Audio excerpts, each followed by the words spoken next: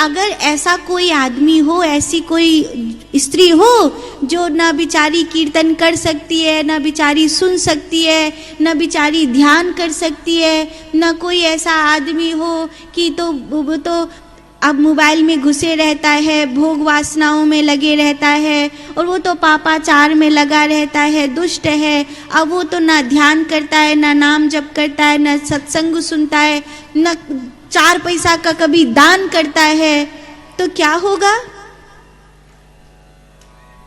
क्या होगा फिर उसका?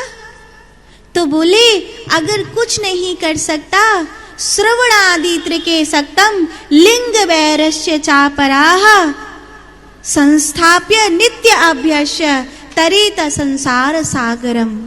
अर्थात बोले एक तो गुरु को जरूर माने, किसी को माने नहीं माने पर गुरु को जरूर माने, गुरु की सेवा में सदा तत्पर रहे। और क्या करेगा? बोले शिवलिंग की घर में पूजा करेगा, मंदिर में पूजा करेगा। कुछ नहीं करता 24 घंटे में कम से कम आधा घंटा शिवलिंग की पूजा तो करेगा। आधे घंटे भी नहीं कर सकता तो कम से कम हाथ जोड़कर महादेव को प्रणाम प्रार्थना तो कर लेगा, इतना तो करेगा। 24 घंटे बिजी हो, आप नहीं कर सकती हो, पर कम से कम 1 लोटा जल ले जाकर महादेव को चढ़ाकर मत्था टेक कर प्रार्थना तो कर सकती हो, इतना तो कर सकती हो। इतना तो कोई भी व्यक्ति रोज कर सकता है। एक बेल पत्र का पत्ता ले जाकर महादेव की पिंडी पर चढ़ाना, इतना तो कर सकती हो। इसी से जीवन में धीरे धीरे धारा बदलना शुरू हो जाएगी। कितने प्रकार की शिवलिंग होती हैं, बहुत ध्यान से सुनना। शिव महापुराण में 8 प्रकार की शिवलिंग लिखी है। कौन कौन सी? पार्थिव शिवलिंग जो हम मिट्टी से बनाते हैं। दूसरा पाषाण की शिवलिंग जो पत्थर से बनी होती है, नर्मदेश्वर महादेव होते हैं, और भी जो भी पत्थर से बने हुए शिवलिंग होते हैं। तीसरा धातु के शिवलिंग जैसे पीतल के, चांदी के, सोने के, लोहे के, ऐसे धातु से बने हुआ शिवलिंग। चौथा रत्न का शिवलिंग, मोती में, गोमेद में, पन्ना में जो शिवलिंग बने होते हैं, रत्न के शिवलिंग बोलते हैं उनको। हर एक शिवलिंग की पूजा का अपना अपना फल होता है। रत्न की शिवलिंग क्यों पूजा करी जाती है, धातु की शिवलिंग क्यों पूजा करी जाती है, पाषाण की शिवलिंग क्यों पूजा करी जाती है, पार्थिव मट्टी की शिवलिंग क्यों पूजा करी जाती है, इन सब का अपना अपना विधान है। कितने हो गए? कितने बता दिए मैंने? 4। 5वां काष्ठ का शिवलिंग।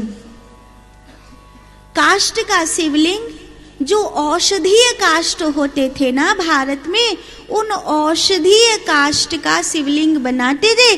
तो शिवलिंग पर जब रुद्राभिषेक होता था तो शिवलिंग के जल को अपने ऊपर लेते थे। तो उस काष्ठ के कारण, औषधीय काष्ठ के कारण उस रुद्राभिषेक से जो जल पड़ता है और वो जो यजमान के ऊपर आता है, उससे वो स्वस्थ हो जाता था।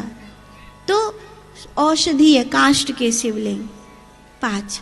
6वां पारद का शिवलिंग। 7वां स्फटिक का शिवलिंग। ये हो गए 7 शिवलिंग। 8वां है भाव शिवलिंग। ये कहाँ होता है? हमें अपने गुरुजी भोले बाबा की तरह दिखाई दे रहे हैं तो हो गया। अच्छा, कोई ऊंचा सा पहाड़ है, बिल्कुल भोले बाबा की तरह दिखाई दे रहा है तो हो गया। है कोई सुंदर सा फूल खिला है, बिल्कुल भोले बाबा की जैसे दिख रहा है तो हो गया। कुछ नहीं है तो अपने अंगुष्ठ में अपने प्रथम उंगली की मध्यस्थ रेखा को और अंगुष्ठ की सबसे ऊपर वाली रेखा को इस प्रकार जोड़ा, और जैसे ही इस प्रकार जोड़ा तो अपने दाहिने हाथ में जिस प्रकार ये प्रथम उंगली और अंगुष्ठ की रेखा को इस प्रकार जोड़ेंगे तो ये शिवलिंग होता है। और अगर स्वर्ण और कुशा या कलावा इनमें से कुछ भी अंगुष्ठ में या प्रथम उंगली में धारण कर रखा है तो इस शिवलिंग का पूजन भी किया जा सकता है। ये इतना बड़ा महत्वपूर्ण शिवलिंग होता है, तो इसे कहते हैं भाव शिवलिंग। महादेव तो सब जगह है, ऐसा कौन है, ऐसी कौन सी जगह है जिस जर्रे में शिव ना हो? हर जर्रे जर्रे में महादेव है, हर जगह महादेव है। ऐसी कोई जगह नहीं है जिसमें महादेव ना हो।